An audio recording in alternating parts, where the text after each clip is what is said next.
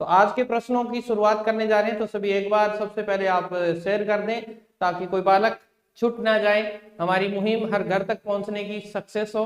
चलिए उसी थीम में सबसे पहले ओंकार प्रश्नोत्तरी के अंदर हम पहला ही प्रश्न आपके सामने प्रस्तुत कर रहे हैं, जिसका नाम आपके प्रक्षेपण विधियां यानी व्यक्तित्व यानी पर्सनैलिटी डेवलपमेंट से ये प्रश्न लिए गए हैं। और पर्सनैलिटी डेवलपमेंट, ठीक है, और उसकी जो विधियां हैं कैसे व्यक्तित्व को मापा जाता है, उसके प्रश्नों को कल भी हमने किया था और आज भी हम उन्हीं प्रश्नों के संदर्भ में आगे बढ़ रहे हैं। तो पहला ही प्रश्न आपके सामने आपकी स्क्रीन पर दिख रहा होगा आपको कि प्रक्षेपण विधि द्वारा किसका अध्ययन किया जाता है, चेतन मन का, अचेतन अभिप्रेरणा का, बुद्धि का या सृजनात्मकता का। तो इसका आंसर क्या होगा, चलिए बताइएगा। प्रक्षेपण विधि द्वारा किसका अध्ययन किया जाता है, ऑप्शन आपके सामने दे रखा है, चेतन मन का, अचेतन मन का, ठीक है, अभिप्रेरणा का, बुद्धि का या सृजनात्मकता का। बिल्कुल सभी को राधे राधे, जय श्री कृष्णा, गुड इवनिंग। बताइएगा इसका राइट आंसर क्या होगा, इसका राइट आंसर बताने का प्रयास करेंगे। प्रश्न संख्या जरूर लगा दिया करो भाई ताकि पता चले। प्रश्न संख्या आपके सामने, हाँ जी, प्रश्न संख्या 1 का 2 उत्तर है गुरुजी, ठीक है बेटा, ठीक है, हाँ जी, बिल्कुल राइट आपका आंसर है, 2 नंबर इसका राइट आंसर होगा। क्योंकि प्रक्षेपण विधियां हमेशा ही किसका अध्ययन करती है, अचेतन मन का, यानी अचेतन आपके मन के अंदर जो मोटिवेट है, आप किस प्रकार से व्यवहार करते हैं उसका अध्ययन करती है। तो ध्यान रखिएगा 2 नंबर इसका राइट आंसर हो जाएगा। बिल्कुल राधे राधे, जय श्री कृष्णा। चलिए नेक्स्ट क्वेश्चन आपके सामने, 2 नंबर क्वेश्चन आपके सामने है, नियंत्रित दशाओं के अंतर्गत किया गया अध्ययन क्या कहलाता है। यानी जब कंडीशंस आपके सामने नियंत्रित कर दी जाए तो वो अध्ययन क्या कहलाता है, यानी कंडीशंस है आपके ऊपर लगाई हुई है, तो उस अध्ययन को हम क्या कहते हैं, ठीक है, प्रश्नावली कहते हैं या प्रयोग कहते हैं या सर्वेक्षण कहते हैं या चेकलिस्ट कहते हैं, ठीक है, हाँ जी। नियंत्रित दशाओं के अंतर्गत किया गया अध्ययन क्या कहलाता है, इसका आंसर आप फटाफट देंगे। चलिए आंसर देना स्टार्ट कीजिए, 2 नंबर आंसर, 2 नंबर क्वेश्चन का आंसर देने का प्रारंभ करेंगे। हाँ जी, फटाफट आंसर दो भाई, समय नहीं लगाएं इतना, फिर कहते हो गुरुजी समय लगाते हो। बिल्कुल प्रश्नोत्तरी ओंकार है तो फटाफट करो भाई इसको।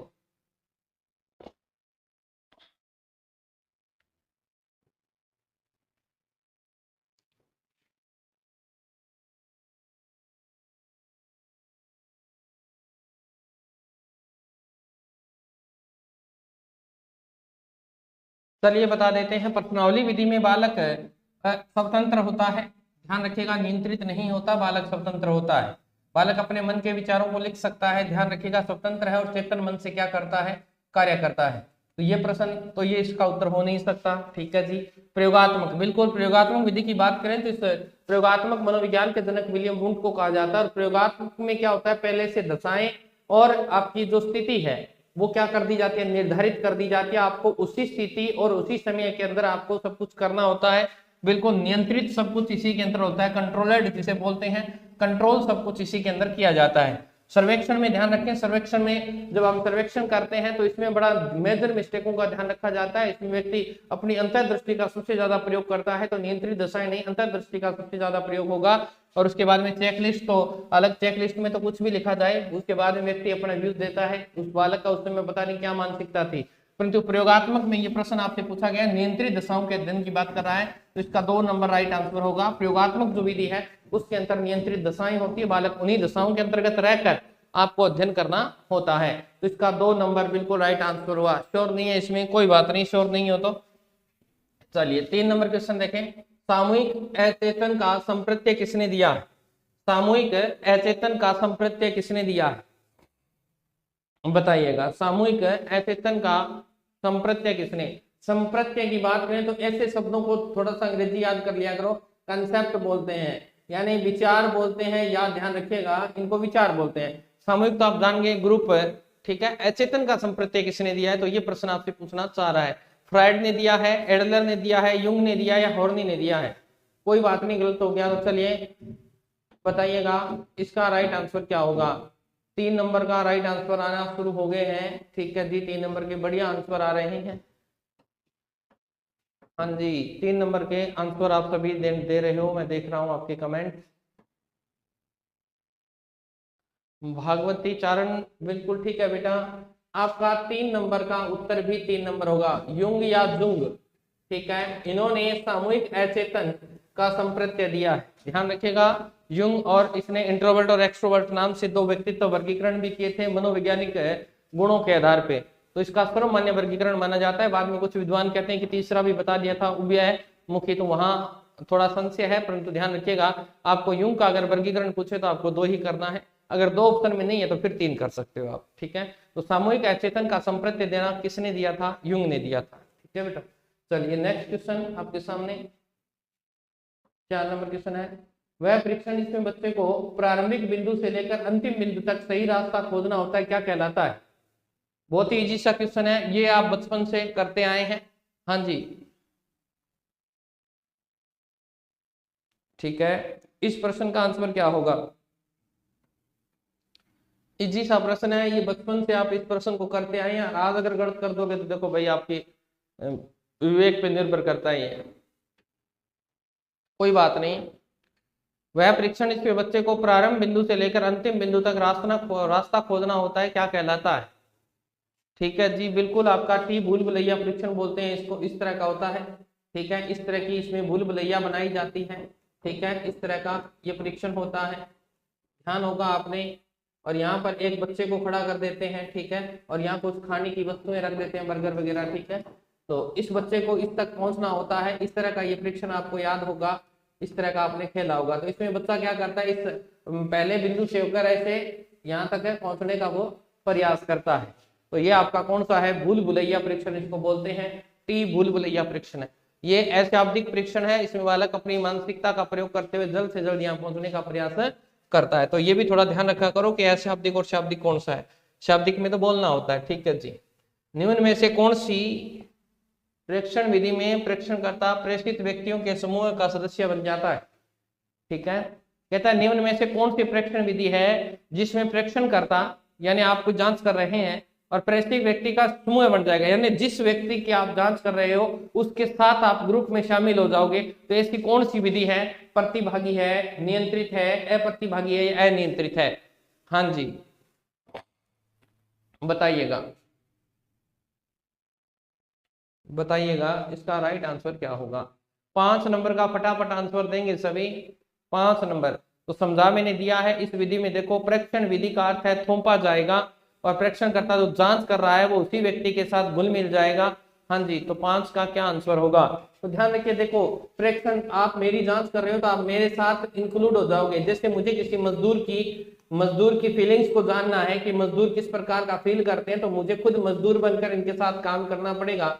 तो यानी मैं अगर मजदूर बन के काम कर रहा हूं तो मैं क्या हो गया? प्रतिभागी हो गया। तो ध्यान रखिएगा इसका ए राइट आंसर हो जाएगा, प्रतिभागी।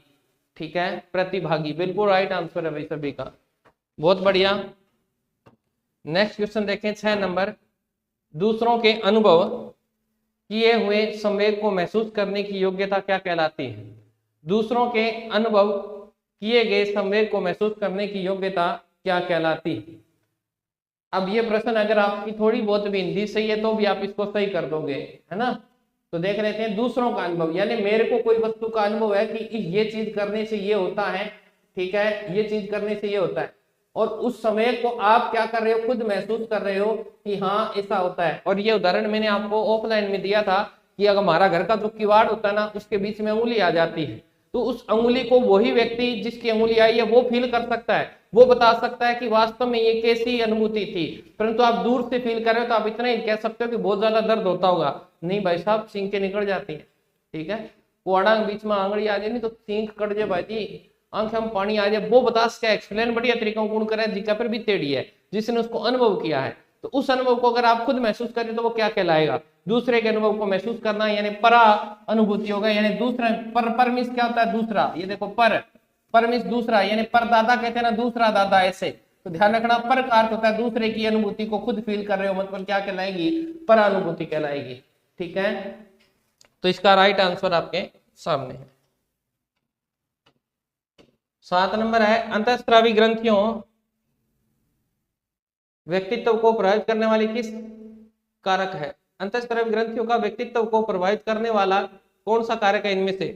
ये पूछ रहा है आपसे। थोड़ा सा इस प्रश्न को सेट कर लेते हैं।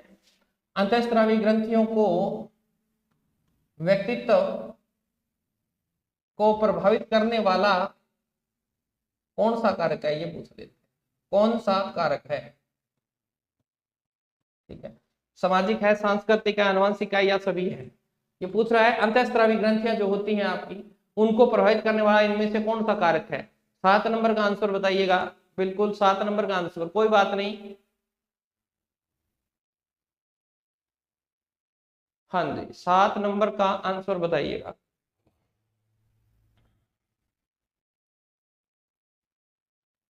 हाँ जी,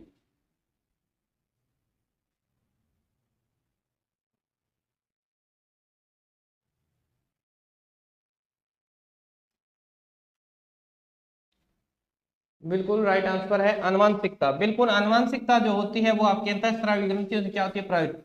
सामाजिकता है या सांस्कृतिकता, ये तो क्या है, वातावरणीय देन है। ये किसकी देन है, ये वातावरण है। ठीक है, और अगर ये बात करें आनुवांशिकता, ये वंशानुक्रम है, और वंशानुक्रम की बात करें तो जीनोटाइप है, और जीनोटाइप की बात, ये इसको फिनोटाइप कहते हैं, ये क्या है, फिनोटाइप है, और ये क्या है, जीनोटाइप है। तो जीनोटाइप की होती है कौन सी, आपकी अंतःस्रावी ग्रंथियां, ये आपको ध्यान रखना है। तो इसका 3 नंबर राइट आंसर हो जाएगा। ठीक है, आनुवंशिकता, बिल्कुल। चलिए नेक्स्ट क्वेश्चन, 8 नंबर। बासई सापेक्षता प्राकल्पना किसने प्रतिपादित की है। बहुत बढ़िया प्रश्न है भाई, भाषा के बारे में पूछ रहा है आपसे। भाषा सापेक्षता प्राकलन सिद्धांत पूछ रहा है, सीधा सा अर्थ है। ठीक है, बताइएगा, बताइएगा इसका क्या आंसर होगा। भाषाई सापेक्षता प्राकल्पना किसने प्रतिपादित किया है। कोई बात नहीं बेटा,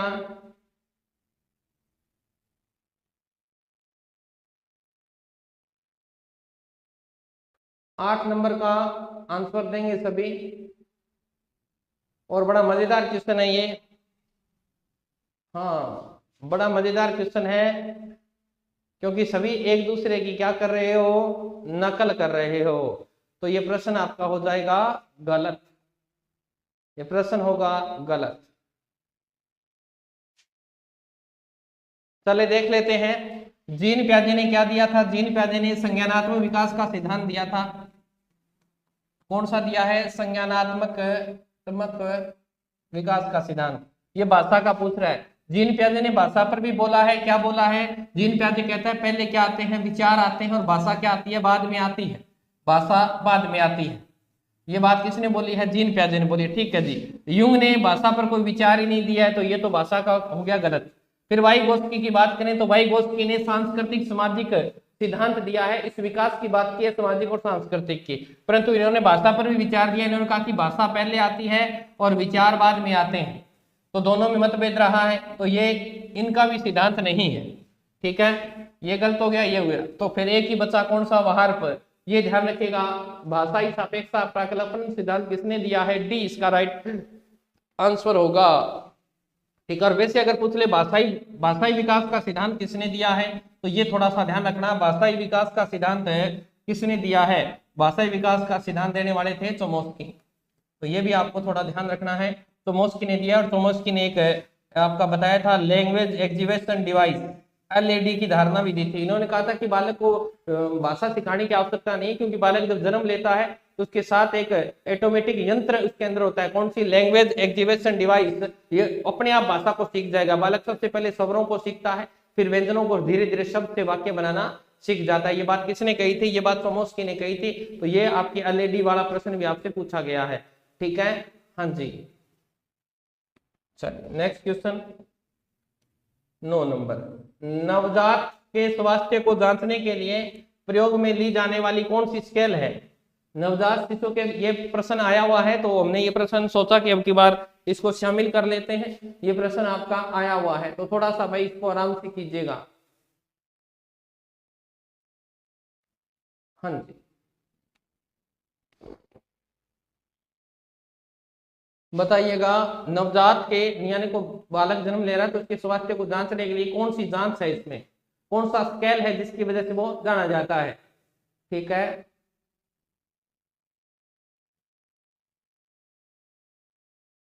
9 का 3 बता, 9 नंबर का आंसर दो भाई फटाफट। चलिए देख लेते हैं TAT, ये तो आपका पर्सनैलिटी मापने का है। TAT तो किसको मापती है? पर्सनैलिटी को मापती है, तो ये तो इसका उत्तर हो ही नहीं सकता। चलिए पहला प्रश्न तो हम कट कर देते हैं। फिर है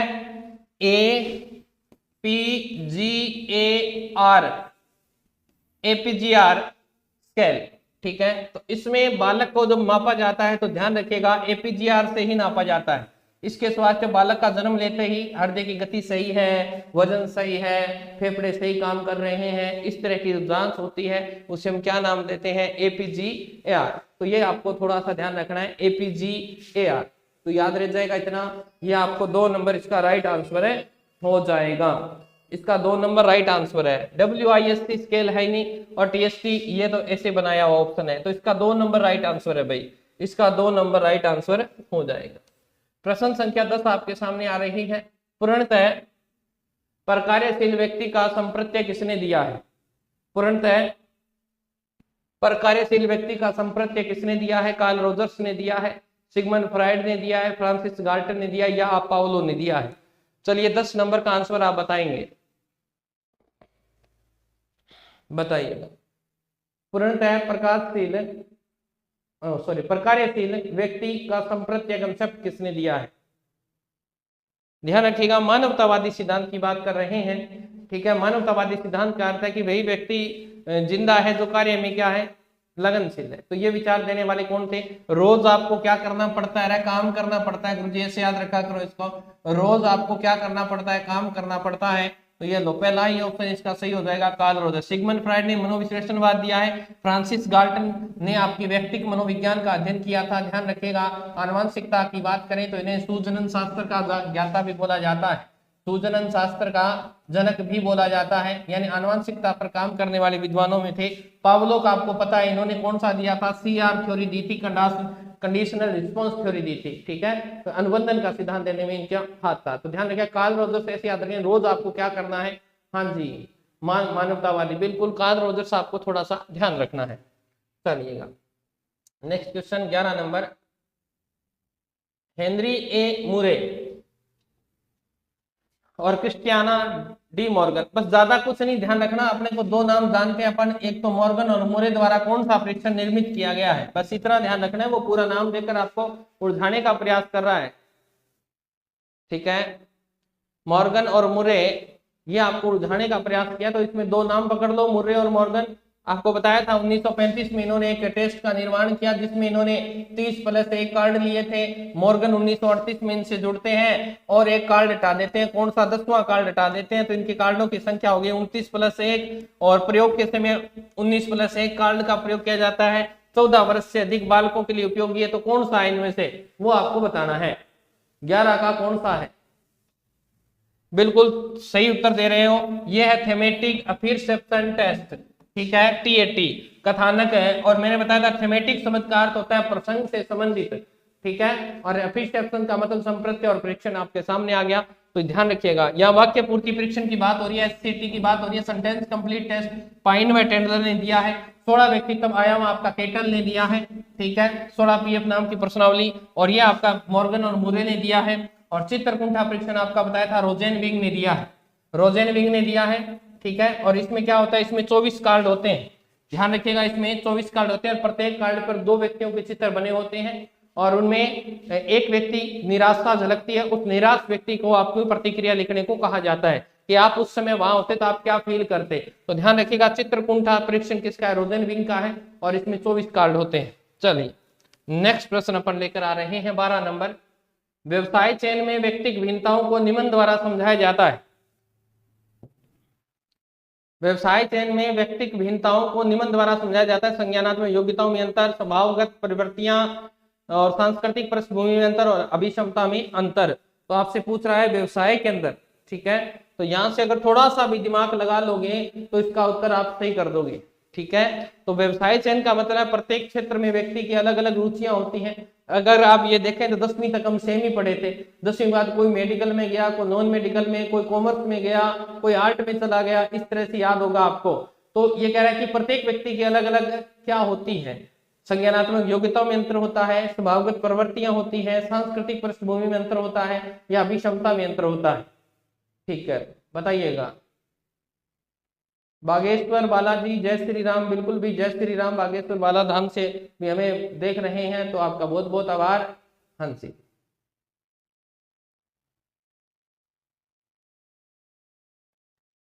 चलिए बिल्कुल सही बात है, सबकी अभी क्षमताएं अलग अलग होती हैं। कोई बालक ऐसा होता है जो एक बार में समझने पर समझ जाता है, कोई बालक 2 बार में, कोई बार 3, और कई मेरे जैसे होते हैं जो 10 बार समझा दो तो भी नहीं समझते। ठीक है, तो इसका डी राइट आंसर हो जाएगा, इसका डी राइट आंसर हो जाएगा। 13 नंबर है, कौन सा व्यक्तित्व परीक्षण नैदानिक निदान के लिए वैध है? नैदानिक, पहले तो ये पता होना चाहिए आपको नैदानिक शब्द का अर्थ क्या है। किसी भी समस्या का क्या लगाना, पता लगाना। समस्या का पता लगाना क्या कहलाएगा? निदान कहलाएगा, पता लगाना। ठीक है, और अगर आपने पता लगा लिया तो उसके बाद में आपको क्या करना होता है? उपचार करना होता है। यानी उपचार का अर्थ आपको लेना है समस्या का हल करना, समस्या का हल करना। ओके, तो यहां देख लेते हैं कौन सा व्यक्तित्व परीक्षण नैदानिक निदान के लिए वैध है। MPI 16 PF EPPS TAT। अब आपसे पूछ रहा है नैदानिक, पूछ रहा है समस्या का समाधान पूछ रहा है, तो इसका क्या उत्तर होगा? तो ध्यान रखिएगा, ऐसा परीक्षण जो व्यक्ति की समस्या का क्या लगाता है? पता लगाता है। हाँ जी,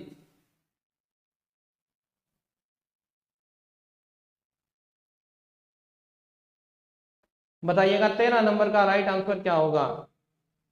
आपको नैदानिक निदान पूछ रहा है, समस्या का पता लगाने की बात कर रहा है, तो ध्यान रखिएगा वो कौन सा है? Minnesota multiphasic personality inventory. बिल्कुल आपका यही राइट आंसर है, इसका 1 नंबर राइट आंसर है मिनीसोटा मल्टीफिजिक। ठीक है, पर्सनैलिटी इन्वेंटरी, इसकी पूरी फुल फॉर्म आपको याद करनी है। और आपको कई बार तो सीधा पूछा जाता है, तो ध्यान रखना जहां पी आ जाए, पी का मतलब पर्सनैलिटी, यहाँ पी आ रहा है तो पर्सनैलिटी फैक्टर। ठीक है, तो ये सब फैक्ट आपकी क्या बनाई गई हैं? इन्वेंट्रियां बनाई गई हैं, सूचियां बनाई गई हैं, तो इसका 1 नंबर राइट आंसर हो जाएगा। नेक्स्ट क्वेश्चन आपके सामने है 14 नंबर, रोजेनविंग परीक्षण करता है। तो ये लो भी, अब ये प्रश्न अगर आप गलत करोगे तो थोड़ी सी देर पहले ही करवा के गया हूं। रोजेनविंग किसका परीक्षण करता है? तार्किक चिंतन का करता है, व्यक्तित्व का करता है, सृजनात्मकता का करता है, कुंठा का करता है। ये परीक्षण अभी मैं करवा के गया, आपको बता के गया था। अब बताइएगा इसका राइट आंसर क्या होगा? हाँ जी,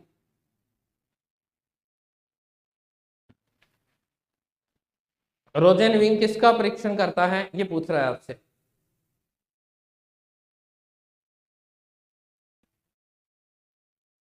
अभी बताया था मैंने रोजेनविंग का कौन सा था? फर्स्ट क्वेश्चन है पिक्चर टेस्ट, ये बताया था ना। इसके अंदर 24 कार्ड होते हैं, इसमें निराशा झलकती उस व्यक्ति की प्रतिक्रिया लिखने को कहा जाता है। ये देखो भी पिक्चर, ठीक है। और ये व्यक्तित्व के अंदर आपको बताया था, याद करवाया था, प्रक्षेपण विधि है, व्यक्तित्व का करता है, तो इसका 2 नंबर राइट आंसर होगा। मुझे पता था तुम कुंठा पर जाओगे, कुंठा के अंदर परीक्षण होता ही नहीं।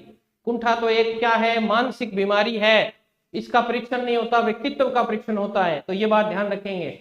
मुझे पता था तुक्का मारोगे, गलत मारोगे, ध्यान रखना व्यक्तित्व इसका राइट आंसर होगा। 15 नंबर क्वेश्चन है, निम्नलिखित में से कौन सी व्यक्तित्व आंकलन की प्रक्षेपी तकनीकी नहीं है?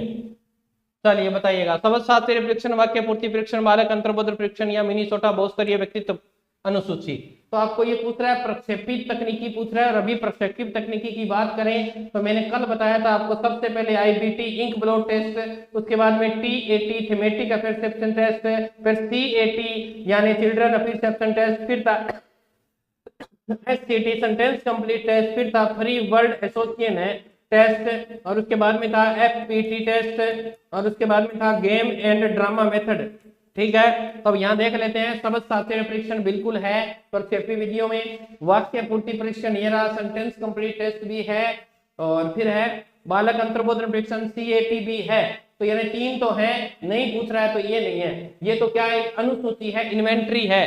ठीक है, अभी बताया था मैंने मिनीसोटा मल्टीफिजिक है पर्सनैलिटी इन्वेंट्री, MMPI, ध्यान रखना MMPI, ये एक इन्वेंट्री है, ये निदानिक इन्वेंट्री है, निदान समस्या का पता लगाने के लिए बनाई जाती है। चल 16 नंबर प्रश्न आपके सामने है, भारतीय चिकित्सकों के अनुसार व्यक्तित्व के 3 अवयव कौन कौन से हैं? पित्त, वात और कफ है। व्यक्तित्व का यह वर्गीकरण कहलाता है, बहुत बढ़िया प्रश्न है, क्या कहलाता है? ध्यान रखिएगा, ये कह रहा है भारतीय चिकित्सा के अंदर अगर बात करें तो 3 प्रकार के क्या हैं अवयव, देखो कौन कौन से हैं, एक आपका पित्त है, एक वात है और एक आपका कफ है। तो कह रहा है व्यक्तित्व का ये वर्गीकरण किसने किया है और वो वर्गीकरण क्या कहलाता है, चलिए बताइएगा,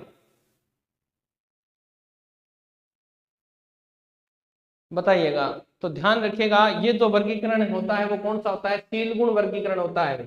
ठीक है, हिपोक्रेट्स ने शील गुणों के आधार पे यानी शरीर द्रव्यों के आधार पे किया था, परंतु ध्यान रखना ये शील गुण होते हैं पित्त, वात और कफ। ये आपको थोड़ा सा ध्यान रखना है। किस किस का पेपर था आज मैं बताता हूँ किस किस का था। अरे तुम पढ़ लो ना एक बार। 17 नंबर का आंसर क्या होगा, लीजिए भाई, क्या प्रश्न दे दिया, अंशिफ 2020,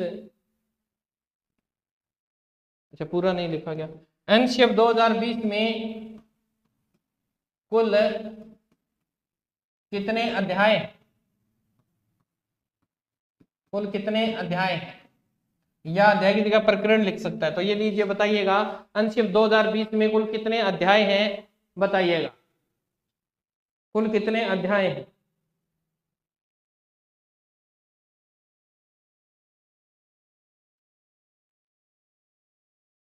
एनईपी नेशनल एजुकेशन पॉलिसी 2020 में कुल कितने अध्याय हैं? नई शिक्षा नीति 2020 में कुल कितने अध्याय हैं, ये आपसे पूछ रहा है।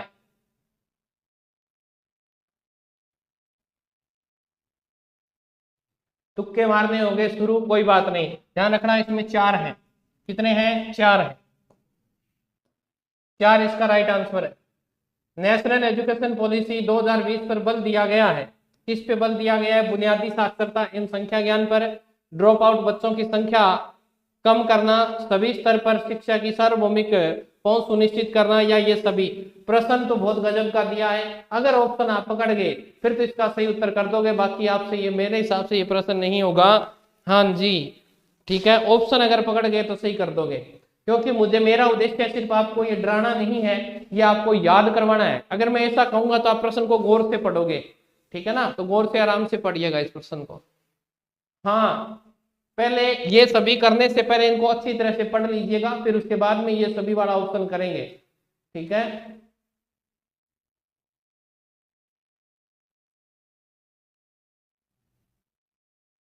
अब कुछ बच्चे कहाँ उड़ जाएंगे वो भी मैं बताऊंगा, यहाँ कहाँ उड़ जाएंगे, तो ध्यान रखिएगा। नेशनल एजुकेशन पॉलिसी 2020 के अंदर बुनियादी साक्षरता और संख्या का ज्ञान बिल्कुल दिया जाएगा, जिससे क्या नाम दिया गया है, frustration literacy and numbering, FLN program है जो आपके अंदर समाज के अंदर इसको इंक्लूड कर लिया गया है, ये आपका ध्यान रखना है। फिर है ड्रॉप आउट बच्चों की संख्या कम करना, ये मत उड़द जाना तुम। ड्रॉप आउट बच्चे वो होते हैं जो स्कूल से छूटे हुए हैं और उनको स्कूल से जोड़ना है, संख्या को क्या करना है, कम करना है, और वो ऑप्शन में दे देगा अधिक करना। ड्रॉप आउट बच्चों की संख्या को क्या करना, अधिक करना ऑप्शन दे देगा, परंतु यहाँ मैंने सही ऑप्शन दिया, ये भी आपका सही है। सभी स्तर पर शिक्षा की सार्वभौमिक पहुंच सुनिश्चित करना, यानी शिक्षा किसी के लिए स्पेशल ना हो, सभी वर्ग के लिए, सभी आयु वर्ग के लिए क्या होनी चाहिए, सुनिश्चित होनी चाहिए। ये तीसरा भी सही है, तो ध्यान रखिएगा इसका ऑप्शन 4 ये सभी। परंतु ये ऑप्शन मैं वेरी वेरी इंपॉर्टेंट करके कह रहा हूँ, पेपर वाला आपको उड़ जाएगा और यहाँ कम की जगह क्या लिख देगा, अधिक करना। तो ड्रॉप आउट बच्चों को अगर हम और स्कूल में नहीं लेके आएंगे तो फिर शिक्षा देंगे कैसे, तो यहाँ पर कम ही आएगा। ये बात नेगेटिविटी के अंदर ले जाकर आप इस प्रश्न का उत्तर गलत मत कर दीजिएगा, तब मैंने आपको कहा था इसे गौर से पढ़ना है। चलिएगा 19 नंबर, नेशनल एजुकेशन पॉलिसी 2020 में शामिल है, क्या क्या चीजें शामिल हैं, तो ध्यान रखिएगा, ऑनलाइन बिल्कुल, और डिजिटल शिक्षा बिल्कुल, दीक्षा प्रोग्राम, ठीक है, दीक्षा राइस अपने राजस्थान में चल रहा है, ठीक है जी, सीखने के लिए अनुकूलतम वातावरण व छात्रों का सहयोग, बिल्कुल, अध्यापक भी सीख रहे हैं और अध्यापक निष्ठा प्रोग्राम के माध्यम से सीख रहे हैं, ऑनलाइन पढ़ाना सीख रहे हैं, ठीक है। तो ध्यान रखिएगा, सीखने वाले अनुकूल वातावरण, छात्रों का सहयोग, प्रारंभिक बाल्यावस्था की देखभाल और शिक्षा सीखने की नींव को मजबूत करना है, यानी हमने अब जो एज रख दी है वो 3 वर्ष से रख दी है, क्योंकि 5 जो शुरू वाली आपने कल ही हमने पढ़ी थी इसके बारे में। शुरू में आपको नर्सरी, LKG, UKG, फर्स्ट और सेकंड 5 साल जो है पूरा ध्यान देना है बालकों पर। हाँ जी, तो इसका डी राइट आंसर हो जाएगा। ये उद्देश्य इसलिए करवा रहा हूं, मुझे पता है सब ये सभी हैं, परंतु आपकी निगाह में ये प्रश्न आ जाए ताकि आपको ये सारी विशेषताएं याद हो जाएं, ठीक है। पेपर में ऐसे प्रश्न हो सकता है वो दे दे, परंतु उलझाने के लिए वो कह देगा नहीं है, ये भी दे देगा। ये लीजिए, स्कूल प्रबंधन समिति का प्रश्न आपके सामने आ गया है। अब इस प्रश्न को अच्छी तरह से पढ़िएगा और फिर इसका उत्तर दीजिएगा। ये आपके स्पेशल जुड़ी हुई है स्कूल है, हाँ, स्कूल मैनेजमेंट कमेटी के सदस्य होते हैं को छोड़कर, यानी इनमें से स्कूल मैनेजमेंट कमेटी की बात कर रहा है, तो हम थोड़ा सा जिक्र यहाँ कर लेते हैं। एसएमसी, ध्यान रखिएगा, स्कूल मैनेजमेंट कमेटी का गठन, ठीक है, इसमें कितने सदस्य हैं? 16 सदस्य हैं। इनका 50%, 16 सदस्यों का 50% महिला होना क्या है? अनिवार्य है। यानी कितनी महिला? 8 महिला। अब 11 टोटल सदस्य हो गए, ठीक है, यानी गार्जियंस जो होंगे वो कितने होंगे? 75% होंगे, यानी 11 सदस्य गार्जियन होंगे और 5 सदस्य आपके विद्यालय के जो प्रिंसिपल वगैरह हैं वो, ठीक है। तो इसका जो अध्यक्ष होता है वो अभिभावक होता है, उपाध्यक्ष भी अभिभावक होता है, और सचिव कौन होता है? विद्यालय का एचएम होता है, ठीक है। और स्कूल के जितने भी अध्यापक हैं वो सारे के सारे इसके अंदर शामिल होते हैं एसएमसी में। फिर जिस वार्ड के अंदर या जिस जो आपका स्कूल है उसका जो पंच है या सरपंच है वो सारे इसके सदस्य आ जाएंगे, पंच आ जाएगा। फिर आपके विधानसभा क्षेत्र से जो सांसद है या विधायक है वो 2 आदमियों को भेजेगा, तो ये भी आपको ध्यान रखना है, ठीक है। हाँ, शिक्षा मंत्री नहीं होता, वो बता देंगे आपको। अब देख लेते हैं स्कूल में पढ़ने वाले छात्र छात्राओं के माता पिता अभिभावक। बिल्कुल, ये देखो यहाँ मैंने आपको बताया था 75% अभिभावक होंगे, ठीक है। स्कूल में कार्यरत शिक्षक स्थायी प्राधिकारी बोर्ड से निर्वाचित व्यक्ति बिल्कुल होते हैं। आगे क्या पूछ रहे हैं? को छोड़कर शिक्षा मंत्री ये नहीं होता, शिक्षा मंत्री इसके अंदर इंक्लूड है, नहीं होता। स्थानीय प्राधिकारी के अन्य सभी निर्वाचित सदस्य उस गांव के वार्ड में जहां विद्यालय उपस्थित है। तो ध्यान रखिएगा, तीनों सही है और ये गलत है, तो ये आपको ध्यान रखना है। सीधा प्रश्न पूछ सकता है कितने सदस्य हैं? तो 16 सदस्य हैं। ओके, चलिएगा। अध्यक्ष पूछेगा, अध्यक्ष कौन है? अभिभावक। उपाध्यक्ष कौन है? अभिभावक। सचिव कौन है? स्कूल का प्रिंसिपल। ये आपको ध्यान रखना है। चलिए, एसएमसी भी करवा दिया आपको साथ साथ में। स्कूल प्रबंधन समिति का अध्यक्ष कौन होता है? ये लो, एसएमसी मैंने करवा दी है और एसएमसी से ही प्रश्न अब आपके यहाँ से पूछे जाएंगे। एक भी प्रश्न जो चीजें मैंने करवाई है उससे बाहर नहीं जाएगा। एसएमसी में ये और बता देता हूँ, एसएमसी में 2 समितियां होती हैं। एसएमसी में 2 समितियां, यानी कौन कौन सी? एक तो होती है साधारण सभा, समझ लो यहाँ पे, एक होती है कार्यकारिणी सभा। कार्यकारिणी सभा, ये 2 प्रकार की क्या होती हैं? सभाएं यानी समितियां होती हैं। इसकी जो गणपूर्ति कोरम है वो 1/4 है, ये ध्यान रखिएगा। इसका गणपूर्ति कोरम कितना है? 1/4 है। और कार्यकारिणी समिति का गण कोरम 1/3 है, ये भी ध्यान रखना है। साधारण सभा तो याद रखिएगा, गण कोरम से आपसे प्रश्न पूछ सकता है, ध्यान रखिएगा। कार्यकारिणी इसकी जो बैठक होती है प्रत्येक अमावस्या को होती है। इसकी बैठक कब होती है? प्रत्येक अमावस्या को होती है। अगर अमावस्या के दिन छुट्टी है तो नेक्स्ट दिन हो जाएगी, ये बात आपको ध्यान रखनी है। तो इसका क्या होगा? अभिभावक होगा। बिल्कुल बेटा, राइट आंसर दे रहे हो। चलिएगा नेक्स्ट क्वेश्चन की ओर चलते हैं। स्कूल प्रबंधन समिति की कुल संख्या कितनी निर्धारित की गई है? प्रश्न मैंने आपको एसएमसी पूरी करवा दी, अब आप उत्तर फटाफट देंगे, किसी का भी उत्तर गलत नहीं होना चाहिए। हाँ जी, तो ध्यान रखिएगा। टाबरियो थाने एक चीज बताऊंगी, थे राजस्थान के अंदर बहुत सारी चीजें ऐसी है जिसकी 16 शुरू है। पहली बात तो देखो, एसएमसी में टाबर अभिभावक कितना उसी, ठीक है, सदस्य कितना उसी टोटल। तो ध्यान रखियो, राजस्थान के अंदर 16 को आपको थाने याद रखना है। एसएमसी में कितना है कुल सदस्य? 16, ठीक है। श्राद्ध कितना हो रहा है? 16। श्राद्ध कितना उसी? 16। संस्कार कितना है गुरु जी? 16, ठीक है, संस्कार। और अगर बात कर भारत के अंदर है सारनु पहला मनोविज्ञान की कद आई, शुरुआत कद हुई? तो 1916। बहुत सारी चीजें, 1 रुपया में अन्ना कितना हुआ है? 16। चांद में कला कितनी हुआ है? 16। ए देखो 16 ही 16 आने लग रहे, तो फिर तो याद ही कर 16 के, ठीक है, याद रहे जैसी सारा 16 ही करना है। चल 23 नंबर क्वेश्चन देखो, स्कूल प्रबंधन समिति की बैठक आयोजित की जाती है। हाँ जी, इसका तो उत्तर ही दे दिया।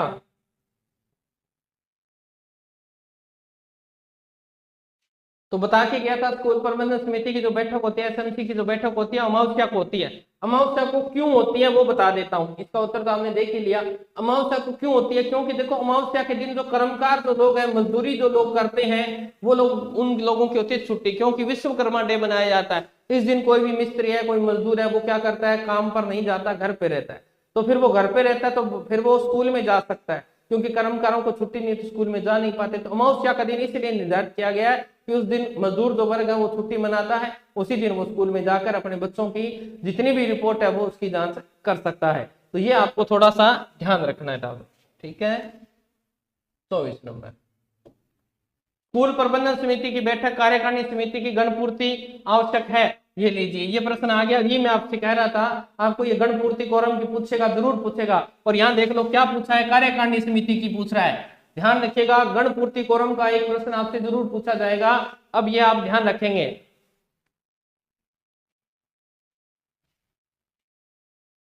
ठीक है। बताइएगा, आपसे जो प्रश्न पूछा गया है इसका आंसर दो। मैंने ये प्रश्न आपको बताया था अभी, ठीक है। सारे प्रश्न आपको करवा दिए हैं। अब आप बताएंगे इसका गणपूर्ति कोरम क्या था। मैंने कहा था एसएमसी में दो प्रकार की सभा, एक साधारण सभा होती है और एक कार्यकारिणी सभा होती है। कार्यकारिणी सभा का गण कोरम 1/3 होता है, मतलब 33%। और आपकी जो साधारण सभा है ना उसका गणपूर्ति कोरम कितना होता है, गणपूर्ति कोरम आपका गणपूर्ति कोरम होता है 25%, यानी 1/4। तो ये दोनों प्रश्न आपको उलझा सकते हैं। साधारण सभा 25 है और कार्यकारिणी समिति कितनी है, 33 है। 25 नंबर, स्कूल प्रबंधन समिति के सदस्यों का साधारणतः कार्यकाल कितना होता है। बहुत बढ़िया प्रश्न पूछा है, एसएमसी का अंदर पूछ रहा है, सदस्यों का कार्यकाल पूछ रहा है आपसे। कार्यकाल कितना होता है, 5 वर्ष होता है, 1 वर्ष, 6 वर्ष या 2 वर्ष, ये आपसे पूछ रहा है। तो इसका उत्तर क्या होगा, हाँ जी बताइएगा।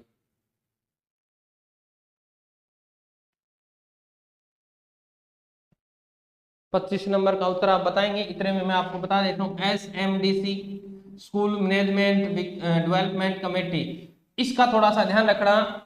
इसकी जो योजना बनती है वो 3 वर्ष के लिए बनती है। कितनी बनती है, 3 वर्ष के लिए योजना बनती है। स्कूल के अंदर कोई विकास किया जाएगा 3 वर्ष के लिए, और इनके अंतर्गत 1-1 साल की उप योजनाएं और बनाई जाती हैं, ठीक है। और इसका जो अध्यक्ष होता है वो आपका प्रिंसिपल होता है, ये बात आपको ध्यान रखनी है। इसका जो अध्यक्ष होगा वो कौन होगा, आपका प्रिंसिपल होगा। चलिए बाद की बातें हैं।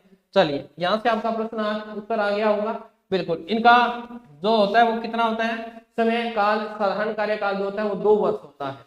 कितना होता है, 2 इयर्स होता है, बिल्कुल भाई। 25 नंबर का 2 इयर्स राइट आंसर होगा, ठीक है। चलिए 26 नंबर, बस हो गए। इतने प्रश्न थे आज की सीरीज में, ये 25 प्रश्न तो हो चुके हैं आपके। तो ये एसएमसी को मैंने कंप्लीट कराने का प्रयास किया है। इसको अच्छी तरह से याद कर लीजिए क्योंकि स्पेशल बताई गई है अभी आपके। इसके सदस्यों को अच्छी तरह से आपको रट लेना है, हाँ जी।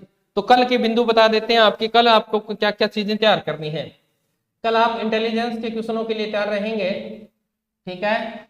इंटेलिजेंस के क्वेश्चन यानी बुद्धि के प्रश्न आएंगे आपके। टॉपिक दे रहा हूं आपको, बुद्धि टॉपिक को पढ़ लीजिएगा। बुद्धि के प्रश्न आपको दिए जाएंगे। और आप सभी ने डिमांड की थी, आप बार बार कमेंट कर रहे थे, हाँ जी। कैसे, हाँ 23 सदस्य होते हैं, अध्यक्ष प्रधान अध्यापक होता है, बिल्कुल बिल्कुल वही बता रहा था, ठीक है। तो आपको ध्यान रखना है, आप सबने डिमांड की इसलिए मैं नया टॉपिक लेकर आया हूँ, ICT, ठीक है। आपका सूचना एवं संचार प्रौद्योगिकी वाला जो टॉपिक है, कंप्यूटर जो है उसके प्रश्न भी कल हम करेंगे। 2-3 दिन लगातार कंप्यूटर के प्रश्न करेंगे, ठीक है। तो ये कल का बिंदु रहेंगे आपके। इंटेलिजेंस के साथ साथ आपको ICT के क्वेश्चन भी कल देखने को मिलेंगे। तो आप थोड़ा सा इसको पढ़ कर आएंगे, हाँ जी बिल्कुल। अगर आप किसी को किसी भी प्रश्न में कोई संशय है, कोई चीज पूछना चाहते हैं तो पूछ सकते हैं, आपके पास समय है, बिल्कुल पूछ लीजिएगा। अच्छा जल्दी जल्दी जाइए, ठीक है जी। हम चले जाते हैं, आप स्वस्थ रहें, मस्त रहें, इस मंगल कामना के साथ मिलेंगे कल सेम टाइम सेम जगह, यानी सोमवार, कल संडे है तो कल आप तैयारी कीजिएगा। तब तक आपसे लेते हैं अलविदा। स्वस्थ रहें, मस्त रहें। जय राजस्थान, जय भारत।